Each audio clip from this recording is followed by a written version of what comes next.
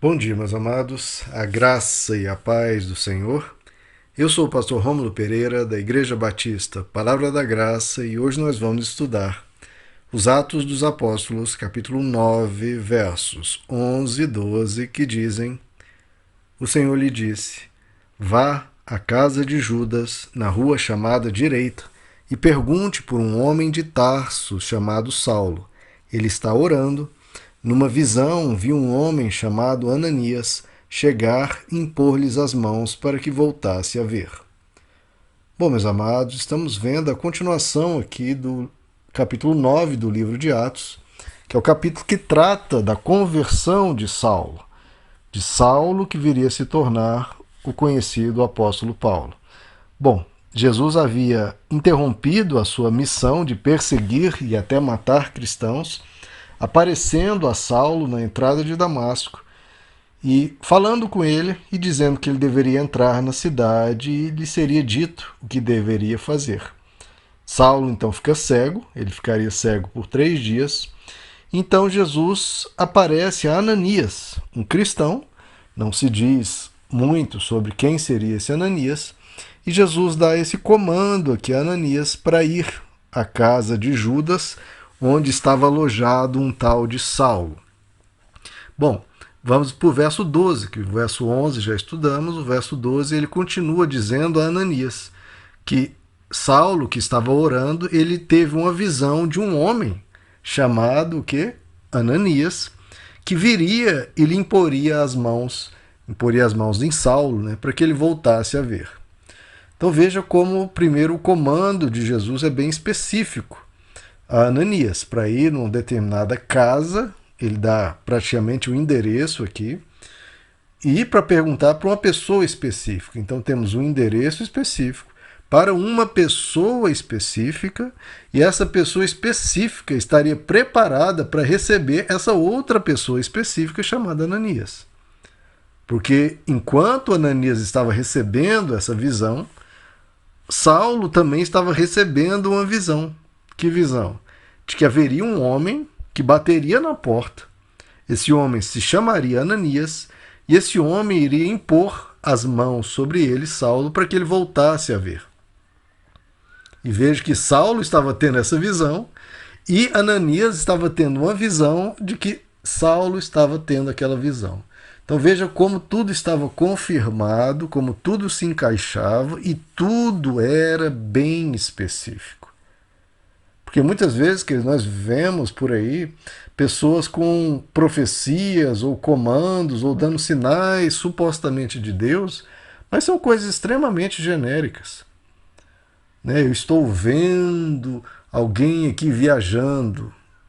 Poxa, num grupo de 100 pessoas ou de 1000 pessoas, sabe-se lá o tamanho da igreja, é óbvio que tem uma pessoa que vai estar viajando, mudando de país, enfim, ocorre essas coisas com relativa frequência, principalmente num grupo grande de pessoas.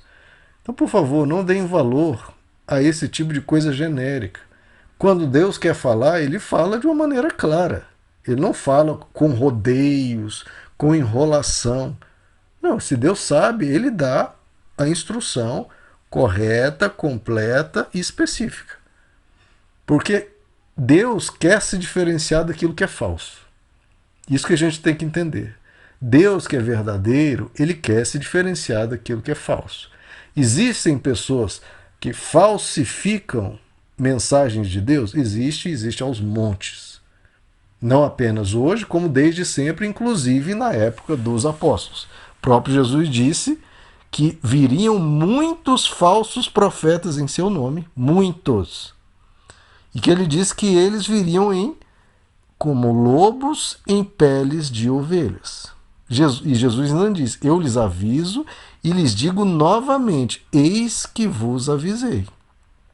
E havia falsos profetas na época dos apóstolos. As cartas dos apóstolos muitas vezes eram respondendo a falsas mensagens. O apóstolo João fala isso constantemente. O apóstolo Paulo, então, imensamente. Então veja como esse duelo existia até na época que os apóstolos estavam vivos, ainda mais hoje.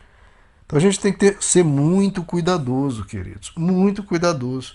Não seja uma pessoa crédula, uma pessoa impressionável, uma pessoa que qualquer um engana.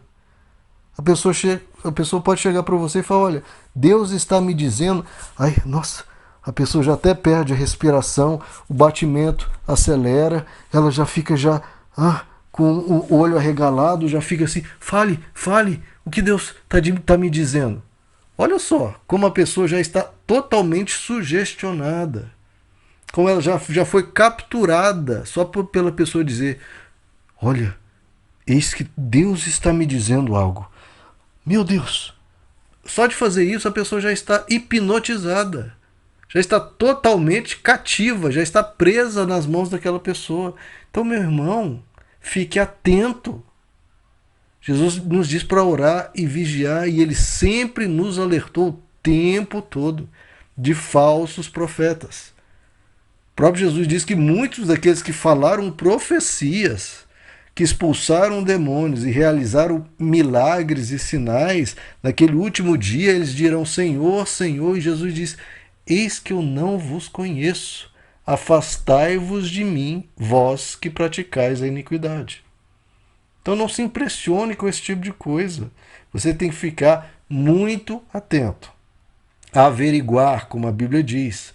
O apóstolo Paulo, quando ele pregava, não é nem fazendo esse tipo de mensagem, tentando induzir a pessoa de alguma forma, ele pregando a palavra, diz que os bereanos examinavam as escrituras para ver se o que ele dizia era daquela forma mesmo. E o que o apóstolo Paulo diz? Ele elogia, eles eram mais nobres. Então, se alguém lhe traz alguma mensagem, averigue, examine. E se a pessoa for verdadeira, ela vai falar, muito bem, é isso que você deve fazer. Você é uma pessoa nobre, uma pessoa que examina as escrituras, que avalia para não cair em qualquer mensagem. Então veja como a mensagem de Deus não é essas mensagens genéricas, porque, queridos, isso há em toda religião. Em toda religião e até em farsantes de todo tipo.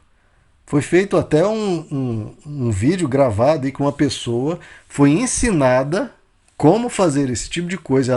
Uma pessoa que pegou uma pessoa da rua, uma pessoa experiente, ensinou, olha, você vai fazer tais e tais jogos de palavras e tal. Vamos ver. Ele fez isso, adivinhou a vida das pessoas todinhas do palco, e tudo, o truque já filmado, ensinado, e depois, mesmo depois que foi revelado que aquilo tudo foi um truque, era um exercício, são técnicas, são formas de fazer aquilo, algumas pessoas da plateia, depois de revelado, não quiseram acreditar que era técnica. Tão capturadas, cativas, hipnotizadas elas ficaram. Então a gente tem que usar técnicas para isso. Há espertezas. Vocês acham como é que um enganador trabalha, um 171, um golpista? É pegando na confiança da pessoa, é cativando ela. Então, já a mensagem de Deus, nós vemos como ela é específica. Porque a gente não pode ir nem do extremo de ser crédulo, acreditar em qualquer coisa, nem para o outro extremo de ser cético.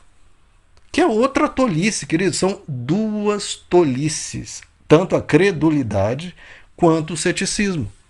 Porque o cético diz, na verdade sonhavam com qualquer coisa e achavam que Deus estava falando com eles. A pessoa comia muito, ia dormir de barriga cheia, tinha um sonho e falava, Deus falou comigo. É assim, a gente está vendo isso aqui? A Bíblia tem esse tipo de bobeira? Não. Olha só, Ananias estava tendo uma visão, Deus falou o endereço completo, disse o nome do dono da casa, o nome da pessoa com quem deveria falar, a cidade onde a pessoa tinha nascido.